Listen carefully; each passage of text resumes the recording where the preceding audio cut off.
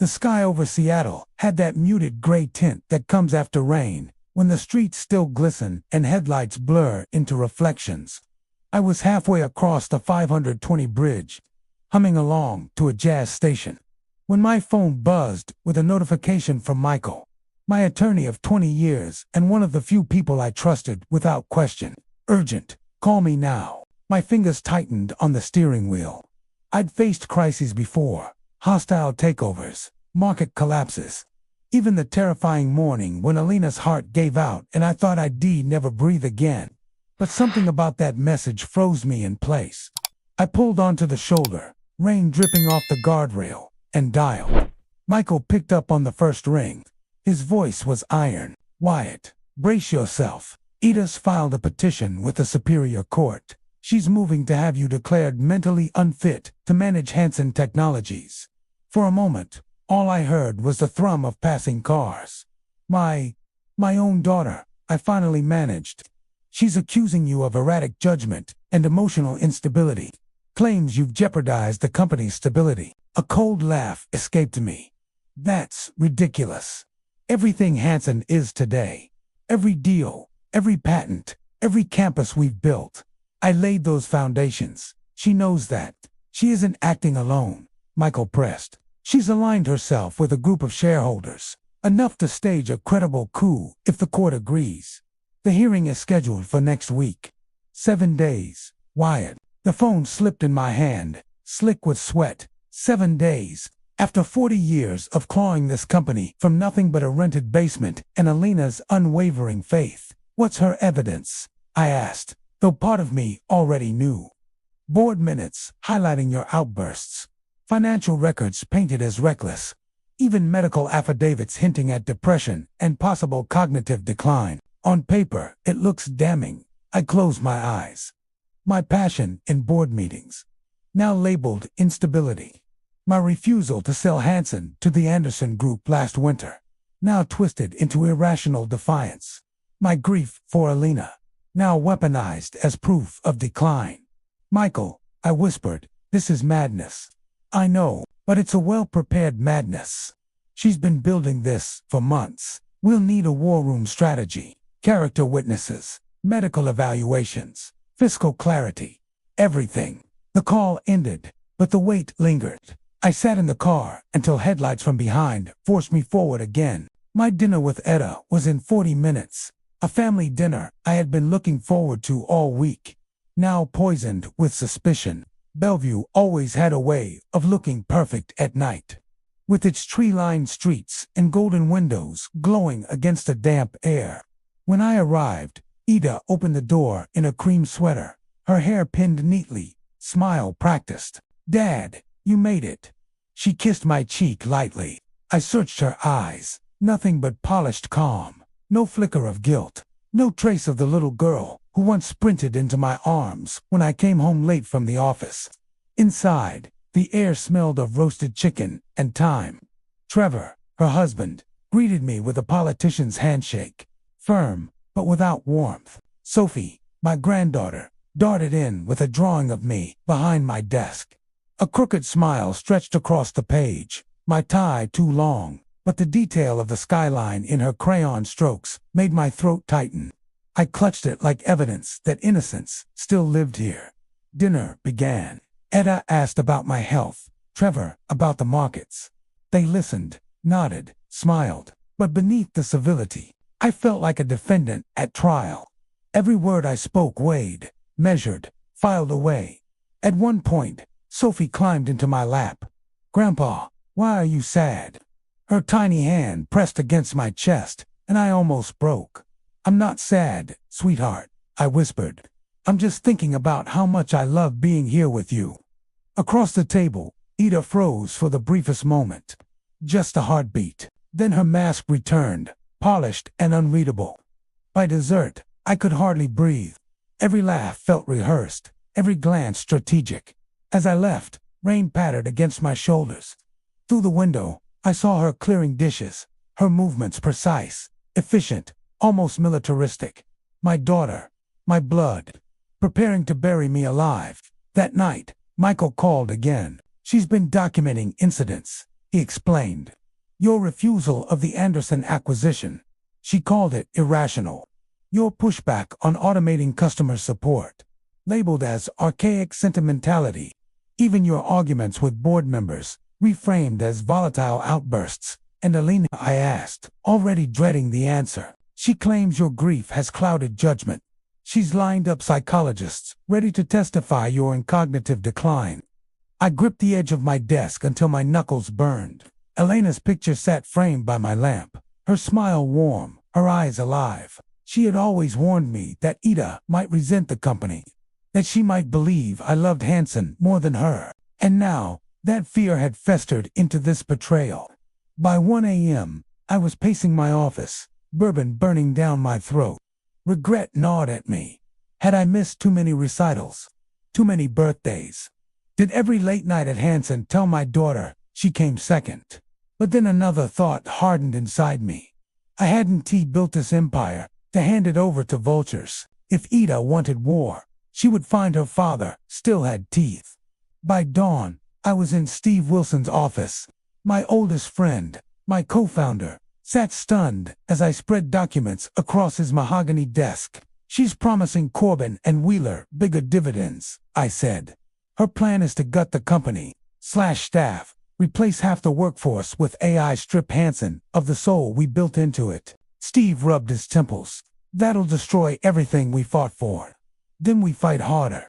Michael's office always smelled faintly of leather and coffee, the kind of scent that clung to old books and midnight strategies. That morning, though, the air carried something heavier, the temps of urgency, of war drums echoing in mahogany walls. He had cleared his conference table, spreading binders like shields and spears. We have 7 days, he repeated. 7 to prove you are the same Wyatt Hanson who built Hanson Technologies, not the caricature your daughter is painting.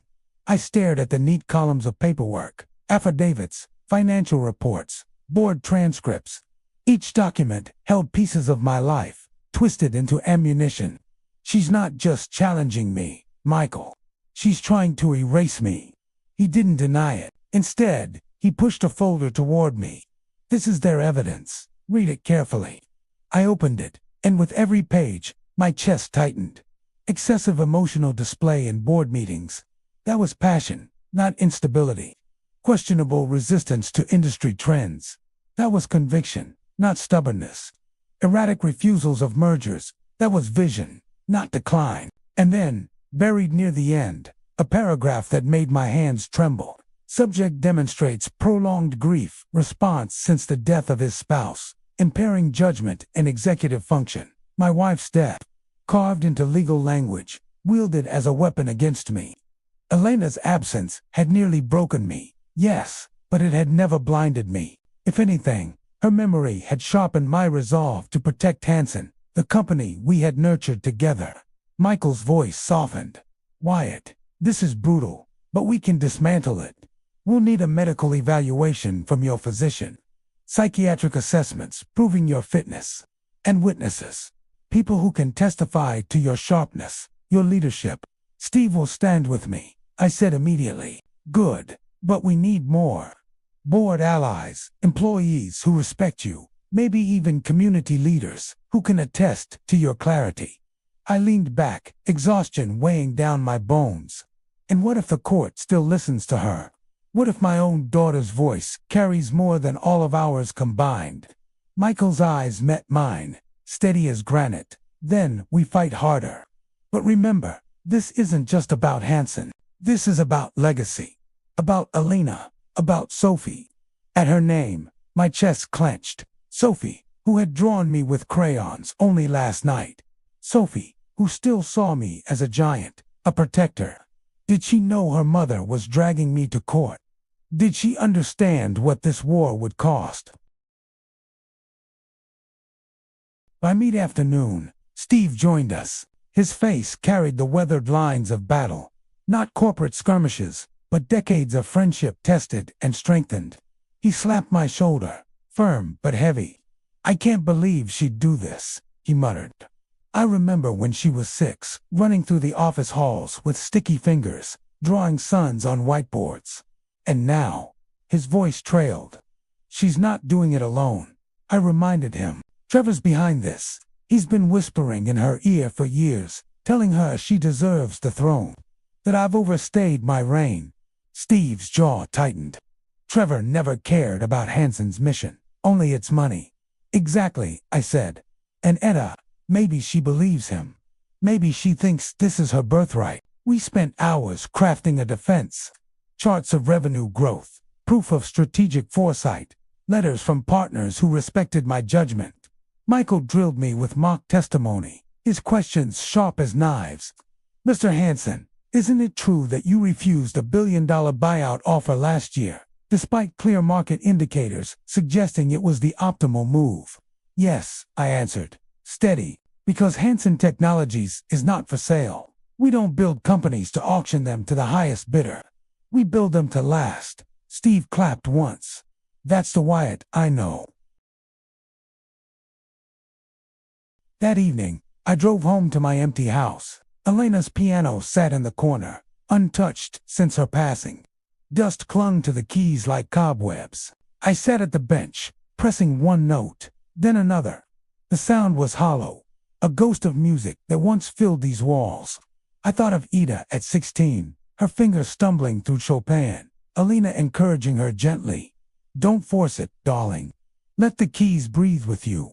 Tears blurred my vision.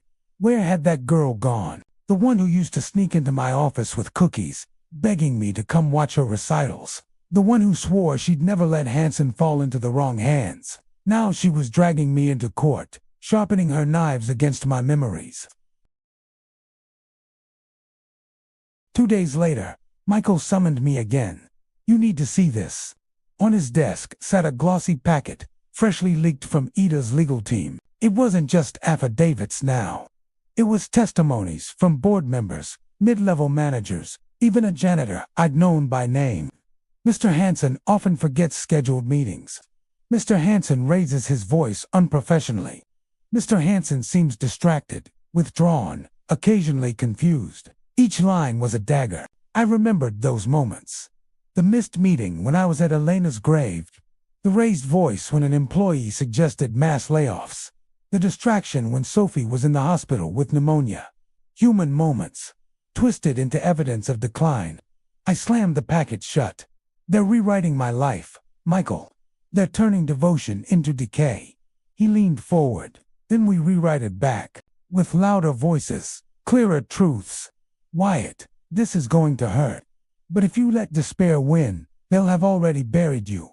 I nodded slowly. Inside me, grief and rage intertwined. For the first time, I realized this wasn't just betrayal. This was theft. Theft of my name, my life's work, my very identity. And I was not going to let them take it. That night, I dreamed of Elena. She stood at the edge of a vast courtroom, her hand outstretched, her eyes urging me forward. Don't let her break you, Wyatt, she whispered. Not when everything we built is at stake. I woke, drenched in sweat, but her voice lingered. For the first time in weeks, clarity cut through the haze. If Ida wanted a war, I would give her one. And I would not fight to survive. I would fight to win. The courthouse loomed before me, like a cathedral of judgment. Its marble columns reached skyward, pale and cold under the morning sun. People bustled on the steps. Lawyers with briefcases, families with nervous faces, officers with clipped commands. To them, it was just another day. To me, it was a battlefield. Inside, the air was sharp with polish and paper. The oak-paneled courtroom stretched wide, sunlight filtering through tall windows. At the far table, Etta sat with Trevor and her counsel. She wore a navy suit, her posture perfect, her expression carved from stone. Trevor leaned close, whispering into her ear, and she nodded once, never glancing my way. Seeing her there, across from me, against me, made my heart clench. My little girl, now my adversary, a stranger armed with my own blood. Michael guided me to our table. His voice was low, deliberate. Remember, Wyatt.com. The judge isn't just listening to facts. He's weighing presence. Show them your clarity, your composure. Show them you are you. I nodded, though my hands trembled slightly as I gripped the chair. The bailiff called the case. Hansen v. Hansen, petition to remove Wyatt Hansen as CEO and declare him unfit to lead Hansen Technologies. The words echoed through the room, slicing deep. My name, my company, my identity, placed on trial like a crime. Ida's lawyer, a slick man with sharp features, rose first. Your Honor, this is not an act of cruelty, but of necessity. Hansen Technologies stands at a crossroads, yet its leader, my client's father, clings to outdated methods, driven by grief and emotional instability. The evidence will show a man whose judgment has eroded, whose refusal to step aside endangers not only shareholders, but the future of innovation itself. He paced deliberately, letting each word drip like poison. My client does not bring this petition lightly. She brings it out of duty, out of love for the company her father once shepherded with brilliance, but can no longer manage with reason. Love. The word hit me harder than any accusation. She claimed this was love.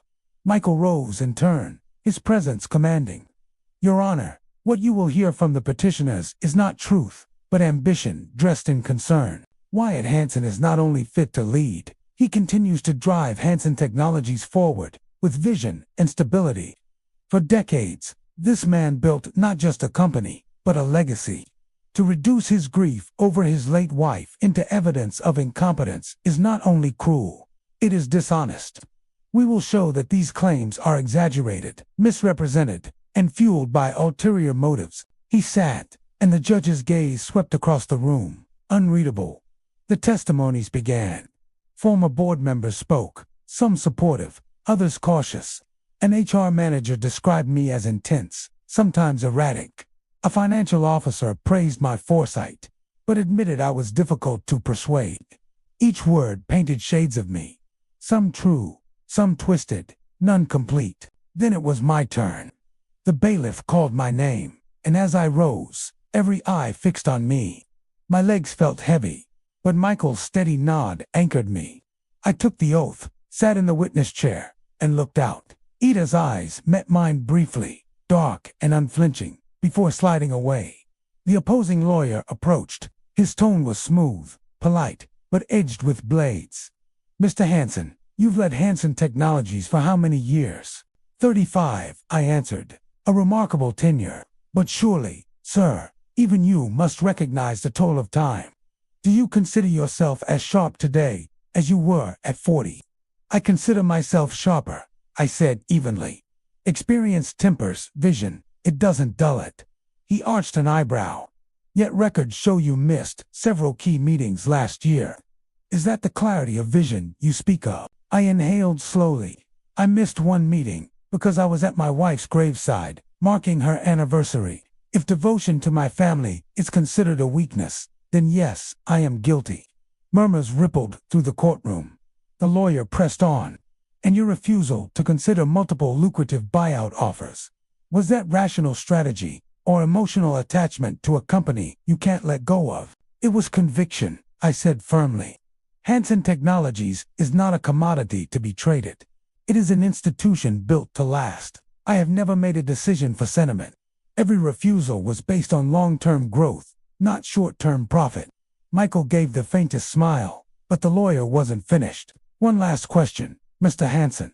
Would you agree that grief has affected your judgment since your wife's passing? The air grew heavy. Elena's name hung between us without being spoken. I gripped the edge of the stand. Grief changes a man, I admitted, my voice steady but low. It makes him see what truly matters. But has it clouded my judgment? No. If anything, it sharpened it. Because now I know what I'm fighting for. Not money, not power, legacy, integrity. The future my wife believed in. The lawyer frowned, sensing the weight of my words. He turned away, muttering, no further questions. Michael rose swiftly for cross-examination. His tone was calm but cutting.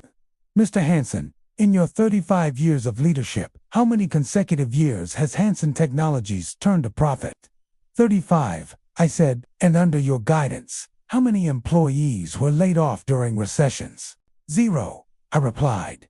We cut executive bonuses instead. Would you say that was erratic behavior, as the petitioners suggest, or consistent leadership? Consistent, I answered firmly. Because people are not numbers. Michael let the silence linger, then nodded. No further questions, Your Honor.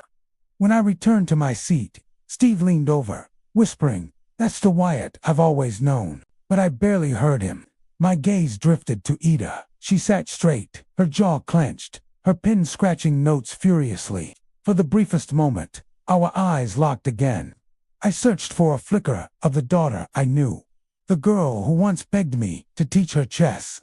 The teenager who called me at midnight after her first heartbreak. But all I saw was steel. The judge called for a recess. People shuffled out, voices buzzing, papers rustling.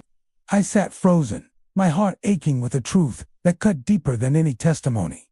I wasn't just fighting for my company. I was fighting against my own blood.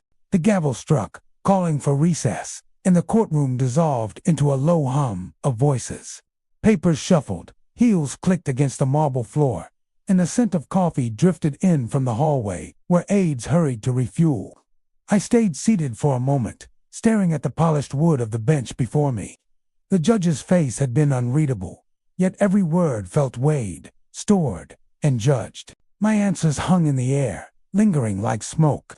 Michael leaned toward me. "That went well. You were strong, Wyatt, human, but strong." I gave him a faint nod, though strength was the last thing I felt.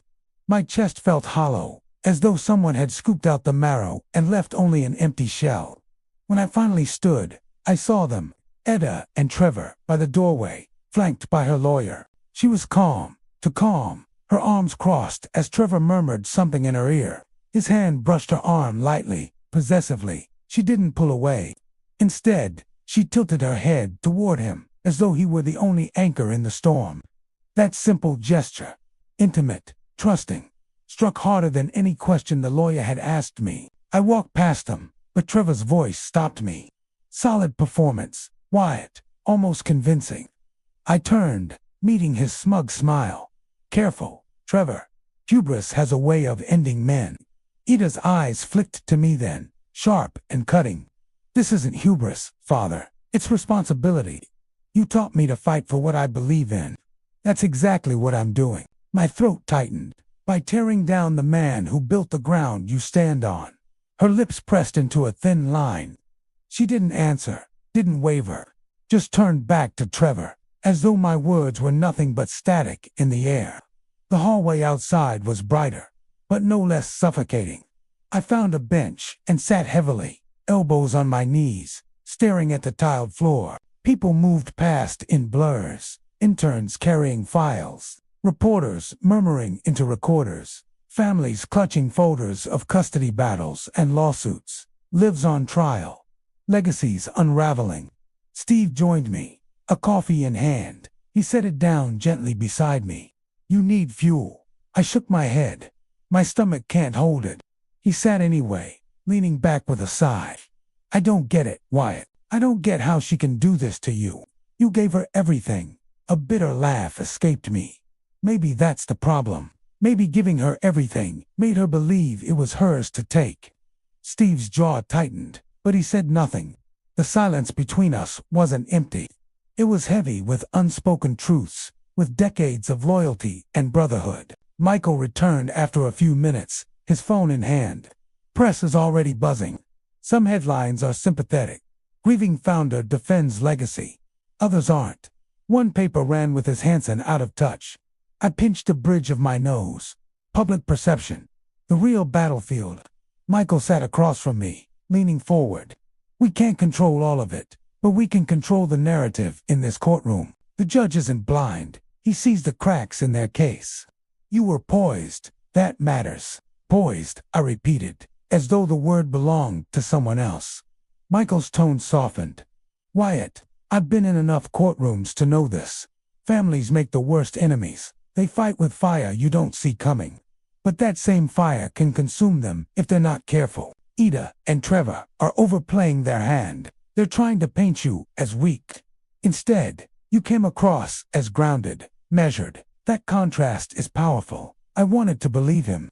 But the image of Etta leaning into Trevor still burned behind my eyes. The recess ended. As we filed back into the courtroom, I felt the weight of invisible eyes. The shareholders watching, the press scribbling, the employees whispering. Every step echoed louder than it should have, as though the marble itself wanted to remind me. One misstep, and it all crumbles. Back at the table, I tried not to look at Ida, but my gaze betrayed me. She was already seated, hands folded neatly, her posture perfect. She looked like Elena when she was determined, head high, chin set, but where Elena's resolve had always been softened by compassion, Ida's had hardened into something unyielding. The judge re-entered, and the murmurs died instantly. Court will now hear the petitioner's primary witness, Ms. Ida Hansen. My chest constricted. The air seemed too thin. She stood gracefully, smoothing her suit, and walked to the stand. Each step was deliberate, her heels clicking like a metronome, counting down to betrayal. She swore the oath, sat, and lifted her chin. The lawyer began softly, like a surgeon preparing his tools. Miss Hansen, can you describe your concerns regarding your father's leadership? Ida's voice was clear, steady. My father is a brilliant man. He always has been. But brilliance can be blinding. In recent years, I've watched him withdraw from collaboration, dismiss new ideas, and ignore market realities. He has become isolated in his vision, unwilling to adapt. I worry that his grief has narrowed his focus, making him reckless with the company's future. Her words, sliced with precision, each one rehearsed, each one measured. Yet beneath the calm delivery, I heard it, conviction, not hesitation, not doubt, conviction that she was right. The lawyer nodded sympathetically. And how has this affected the company? In your view, she didn't falter.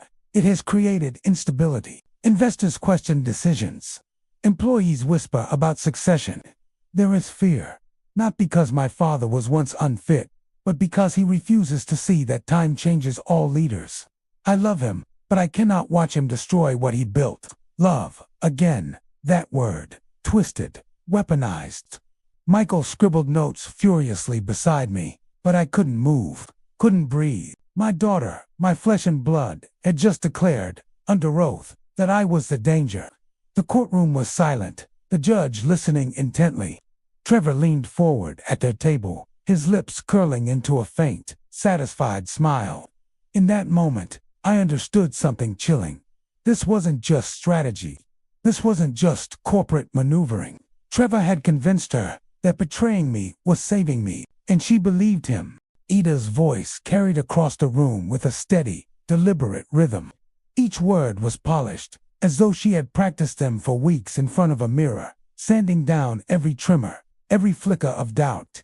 I respect my father, she said, hands folded neatly on the stand.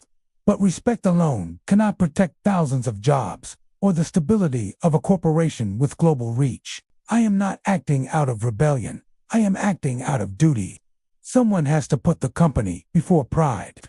A murmur swept through the gallery, half admiration, half scandalized shock. Reporters scribbled notes like vultures pecking at fresh carrion. My fists clenched under the table.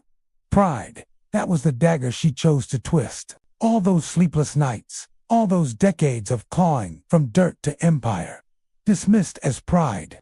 The lawyer prompted her gently. What concerns you most about your father's decision-making in recent months? She drew a steady breath, her eyes, my Elena's eyes, sweeping across the room. He has pursued projects that are high risk, with little consultation. He has rejected advice, even from senior board members. His grief has narrowed his vision, clouded his ability to see the long-term impact.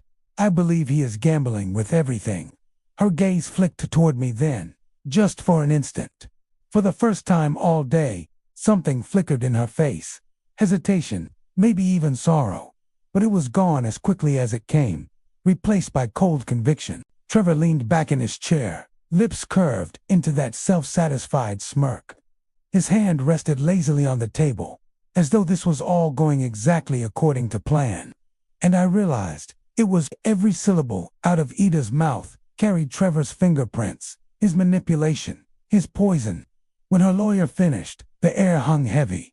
The judge gave a curt nod. Mr. Lawson, your witness. Michael rose with a calm precision, buttoning his jacket as though preparing for war. His presence filled the room differently than the opposition's lawyer, where they wielded polish and charm. Michael wielded steel. He approached to stand slowly, not rushing, letting silence stretch just long enough to rattle nerves. Miss Hanson, he began smoothly, you've painted a very thorough picture of your father's supposed decline. I want to clarify a few things, if I may. Ida straightened, mask intact. Of course. Michael tilted his head slightly. You claim your father has been reckless.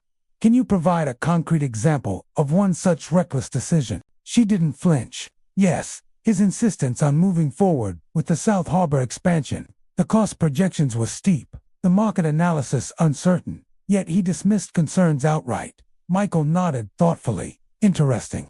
Are you aware that the South Harbor project has already secured pre-leasing agreements covering nearly 70% of projected units? Ida blinked, just once. That doesn't negate the risk involved. No, it doesn't, Michael agreed smoothly. But it does mean that what you characterized as reckless might also be described as strategic foresight. Would you disagree? A murmur rippled again through the room. The judge's pen paused mid-scratch. Ida's lips parted, but no words came for a heartbeat. She recovered quickly. That remains to be seen. Michael smiled faintly, as though her answer had been expected. He turned a page in his notes, his tone sharpening just slightly. Tell me, Miss Hanson, how long have you been working with Mr. Trevor Malden in preparing for this petition? The shift in the air was palpable. Trevor straightened, his smirk faltering. Ida hesitated. I sought his advice as my, naturally, he has insight. Michael cut in, voice crisp. So to clarify your testimony here, testimony that undermines your father's leadership and seeks to remove him from his own company, was heavily influenced by a man who stands to benefit financially and professionally from that outcome. Trevor's lawyer jumped. Objection. Speculative, inflammatory. The judge raised a hand. Sustained. Mr. Lawson, rephrase. Michael inclined his head. Of course, Miss Hanson, has Mr. Malden advised you on the legal strategy used to petition for control? Ida's jaw tightened. He has offered support. Yes, support. A sanitized word. But the hesitation in her delivery wasn't lost on anyone.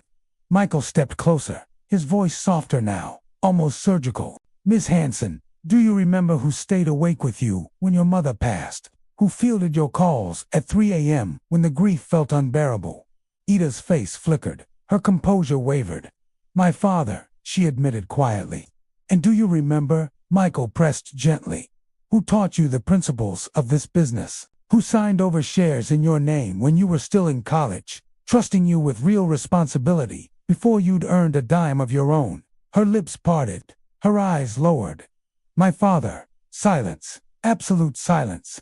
Michael let the weight of the moment hang before speaking again, voice low and steady. So tell me, Miss Hanson, is the man who did all that truly the reckless, blinded tyrant you've described today? Or has someone convinced you to see him that way? The courtroom seemed to hold its breath. Ida's throat bobbed as she swallowed, but she didn't answer. The judge cleared his throat, breaking the spell. That's enough, Mr. Lawson. We'll continue tomorrow. The gavel struck, and just like that, the day was adjourned. But the damage had been done. Trevor leaned into Ida, whispering furiously as they gathered their papers. His mask of confidence was cracking. For the first time, I saw a shadow of unease in his eyes. Ida, however, looked shaken. Not broken, not swayed entirely, but shaken.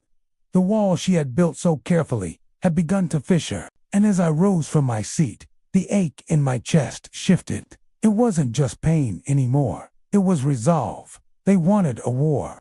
They were going to get one. The next morning, the air in the courtroom felt different, sharper, heavier. The gallery was packed tighter than ever, reporters shoulder to shoulder, cameras snapping every flicker of expression. Everyone knew today would be pivotal. Trevor Malden took the stand like it was a stage built just for him. He moved with the grace of a man used to expensive suits, expensive cars, and expensive lies. His navy jacket clung perfectly to his broad shoulders. His cufflinks gleamed like miniature crowns. Even the way he adjusted his tie seemed rehearsed. He placed his right hand on the Bible with a smoothness that almost mocked the act. "I swear to tell the truth, the whole truth, and nothing but the truth," he said. Voice calm, steady, persuasive. The kind of voice that could sell poison as medicine. The opposing lawyer wasted no time. "Mr. Molden, could you describe your involvement in Hansen Enterprises over the last 18 months? Trevor leaned slightly forward, folding his hands with studied humility. "Of course. I've had the honor of serving in an advisory capacity, primarily offering guidance on financial restructuring and long-term investment strategies. I've worked closely with Ms. Hansen to ensure her concerns about the company's stability were addressed responsibly." He spoke like he was giving a TED Talk, every word polished, every gesture measured. The gallery ate it up, or at least half of them did. "And how would you characterize Mr. Hansen's leadership in that same period?" the lawyer pressed.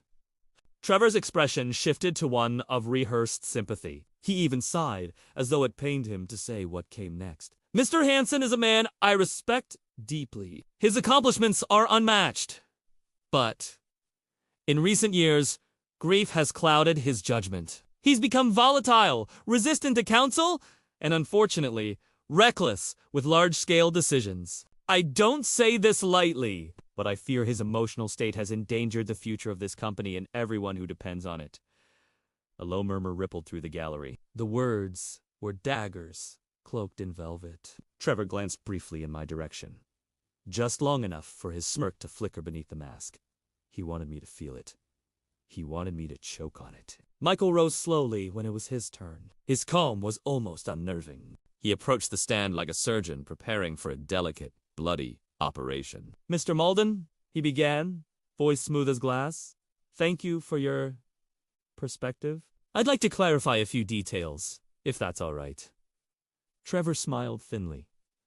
"Of course." Michael flipped a page in his binder. "You testified that you've been providing financial restructuring advice to Hansen Enterprises. Could you tell the court what your professional background in finance is?" Trevor's jaw flexed. "I studied business administration at Stanford, and I've held positions in several companies, advising on strategy and development." "Positions," Michael repeated, tone sharp. "Could you be more specific? Which companies? What titles?"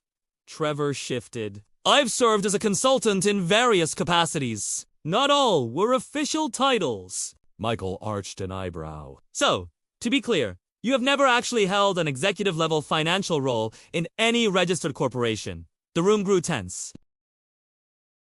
Trevor hesitated, then forced a smile. "I wouldn't phrase it that way." Michael leaned in slightly. "Then allow me to phrase it accurately. You have never been a CFO, coup, or even a financial director in any legitimate firm. Correct?" A beat of silence. Trevor's smile faltered. "Correct." The gallery erupted in murmurs. The judge struck the gavel. "Order!" Michael gave a small nod, as though checking off a box. "So your so-called expertise in financial restructuring is based on what? Advising your college classmates? Shadowing boardrooms you weren't invited into!" Trevor's lawyer jumped to his feet. "Objection." Argumentative. The judge narrowed his eyes. Sustained. "Mr. Larson, keep to the facts." Michael didn't flinch. He flipped another page. "Let's move on. Then, you've claimed Mr. Hansen is reckless with large-scale investments. Did you, at any point, personally profit from short-selling stock options tied to Hansen Enterprises projects?" The room froze. Trevor blinked. His mask cracked, just for an instant. I don't recall." Michael's eyes sharpened. "You don't recall making trades that netted you nearly $2 million after the Westport Logistics deal faltered? A deal you advised Ms. Hansen to oppose, while simultaneously betting against the company." The gallery exploded. Gasps, whispers, the furious scratching of pens. Trevor's lawyer leapt up again. "Objection! Irrelevant and prejudicial." Michael shot back instantly. It speaks directly to credibility. Your Honor, the witness claims to act in the best interests of Hansen Enterprises, yet financial records show he profited handsomely from its setbacks. The judge's expression was granite. He paused, then nodded. Overruled. Answer the question, Mr. Malden. Trevor's composure wavered. His lips tightened. Yes, I made those trades. But they were legal, and any suggestion otherwise is an attempt to distract from Mr. Hansen's Michael smiled coldly, like a wolf baring its teeth. Legal, perhaps. Ethical, that's another matter. For the first time, Trevor's aura faltered. His shoulders stiffened, his gaze hardened, but the cracks were showing. Michael pressed on. One more thing, Mr. Malden. You claim your motives are altruistic. That you only want what's best for this company and its employees? Is that correct? Trevor straightened, voice firm again. That is correct. Michael's tone turned razor sharp. Then why, Mr. Malden? Did you sign a private draft agreement? Obtained via discovery, stipulating that, upon your marriage to Ms. Hansen, you would acquire a controlling 25% stake in Hansen Enterprises. Would you like me to read it aloud? Gasps thundered through the room. Even the judge's head snapped toward Trevor. Etta turned sharply in her seat, color draining from her face. Trevor froze. His lips parted, but no sound came. The mask was gone.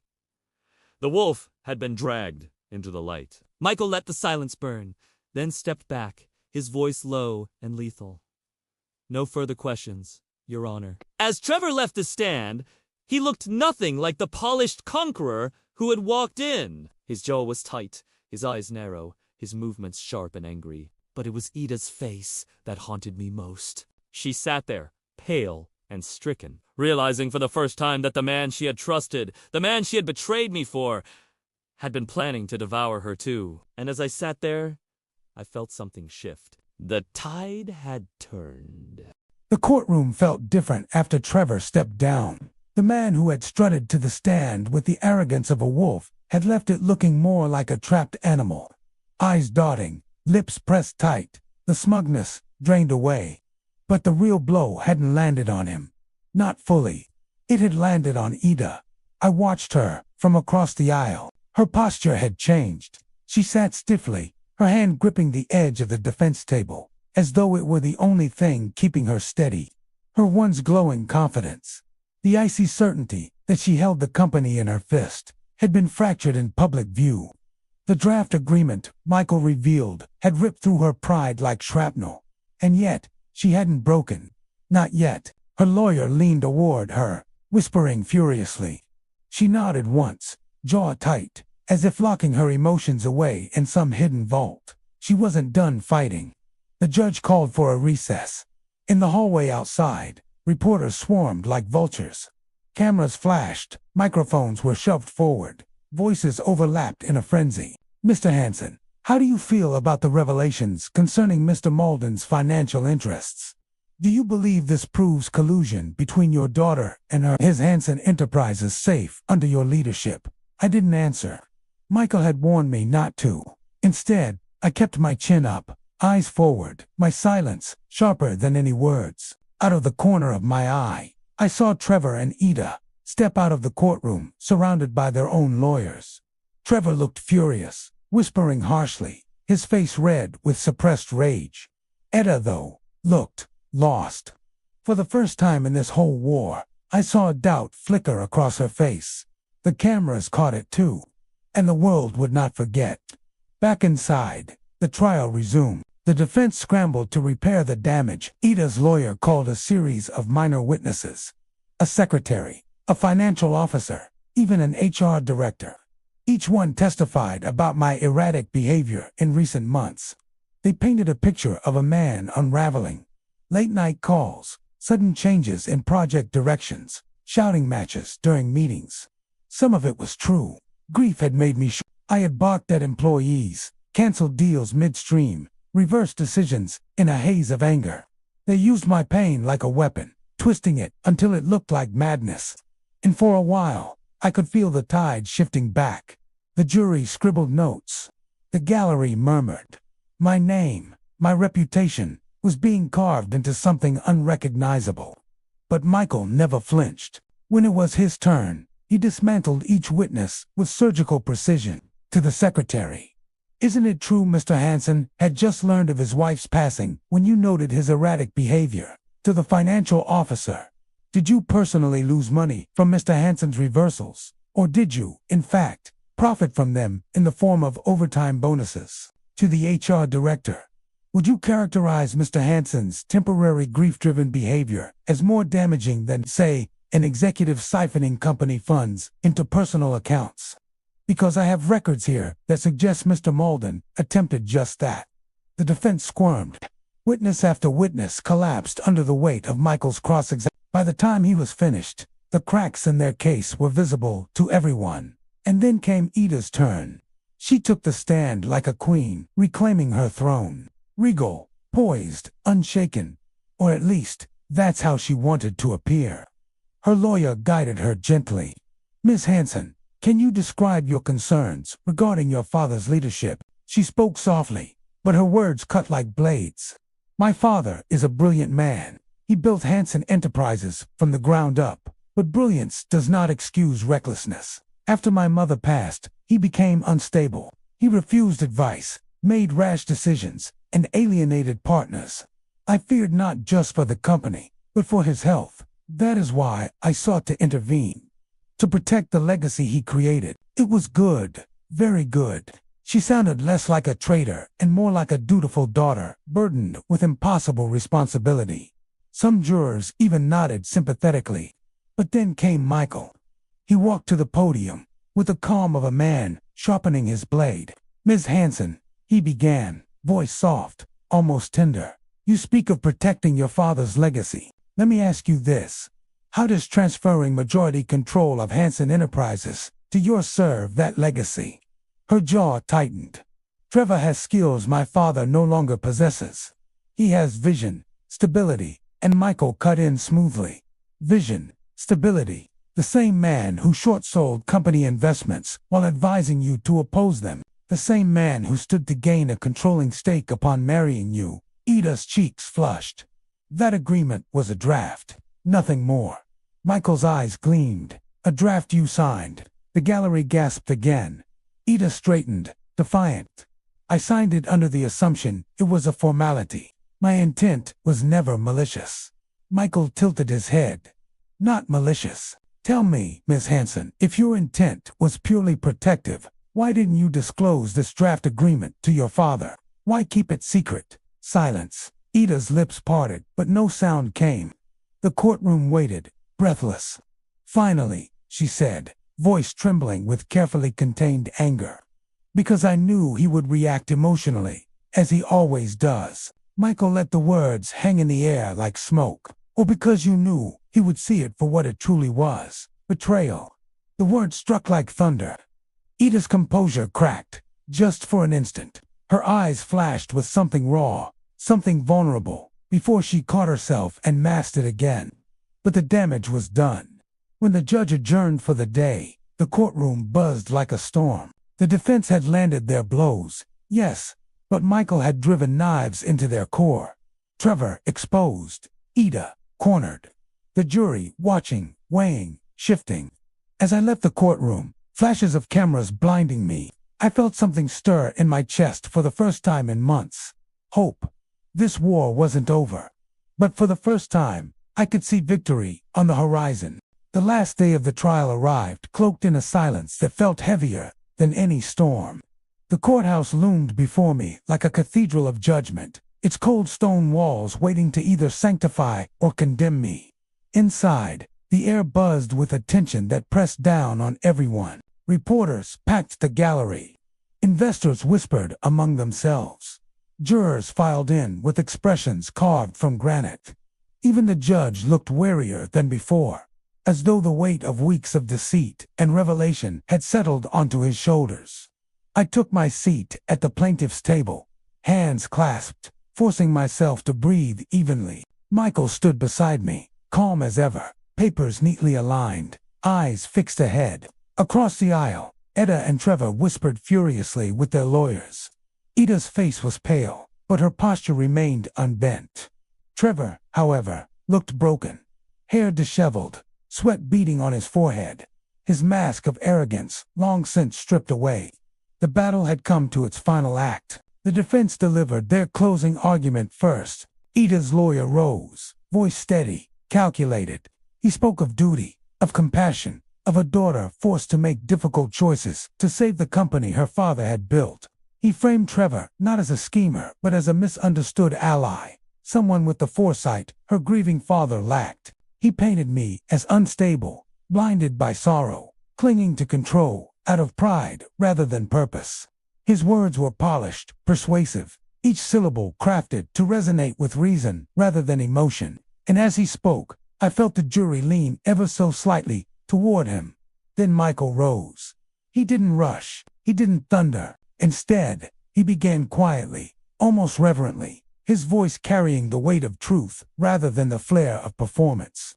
"Ladies and gentlemen of the jury," he said, "this case is not about grief. It is not about a man struggling to carry the weight of loss.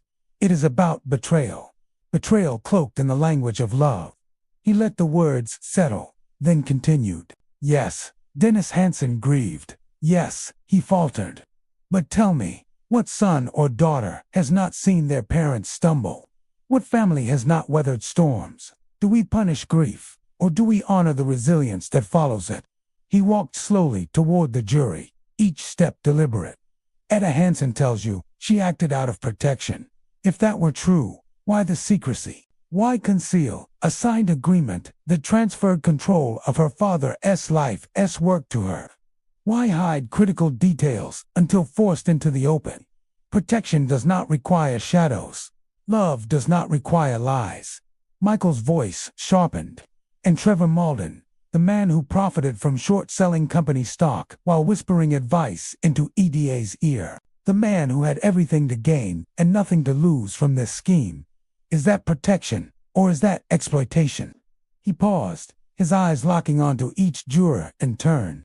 Dennis Hansen is not a perfect man. He has flaws, as we all do. But imperfection does not equal incompetence. Grief does not justify betrayal. And legacy. He tapped the table before me. Legacy cannot be stolen under the guise of love. When he sat down, the room was silent. The defense lawyer's eloquence had painted logic, but Michael's words had etched truth into the marrow of the jury. The judge gave instructions. The jury filed out. Hours passed. Each tick of the clock was a nail in my chest. My mind replayed every word, every look, every piece of evidence. At times I felt certain I had won. At others, that I was doomed. Etta sat still as stone. Trevor fidgeted endlessly, muttering under his breath, until she silenced him with a glare. Finally, the jury returned. The foreman stood. The judge asked a question. And the answer fell like a gavel from heaven. "We, the jury, find in favor of the plaintiff, Dennis Hansen." The words roared through me, tearing down months of fear and replacing it with something I hadn't felt in far too long. Triumph. The courtroom erupted. Reporters shouted. Cameras flashed. The gallery buzzed like a hive of bees. Michael gripped my shoulder firmly, a quiet smile on his lips. Across the aisle, Trevor slumped in his chair, face ashen. Etta remained still, eyes wide, lips pressed together. A single tear slipping down her cheek before she turned away. Justice. At last. But victory did not bring joy. Not immediately. When the crowd dispersed and the courthouse emptied, I lingered alone in the quiet. The echoes of the trial still haunted the halls, whispers of betrayal mingling with the heavy scent of dust and wood. I had won the company. I had reclaimed my name. Yet the cost was something no verdict could erase. The fracture of blood, the severing of ties that once bound father to daughter. Outside, the cameras waited. Michael urged me to make a statement, but I shook my head. My words would not be for the world. They would be for Ida. I found her in the parking lot, standing beside her car, Trevor pacing furiously nearby. She looked up as I approached, her eyes red but defiant. Congratulations, father, she said bitterly. You've saved your company. No, I said quietly. I saved the truth. Her lips trembled. You think this is over? You've destroyed us. I stepped closer, my voice firm but not unkind. No, Etta, you destroyed us when you chose ambition over love. When you chose him, I glanced at Trevor, who sneered, over family. For a moment, she looked like the little girl I once carried on my shoulders, her eyes searching mine for forgiveness. But then she turned away, slipping into her car without another word. Trevor followed, slamming the door. I watched them drive off until the taillights disappeared into the night. The road ahead would not be easy. Hanson Enterprises would need rebuilding. My heart would need mending. But as I stood beneath the courthouse steps, the city spread before me. I felt something deeper than victory. I felt rebirth. My wife was gone. My daughter was lost. But my dignity, my legacy, my truth, they were mine again.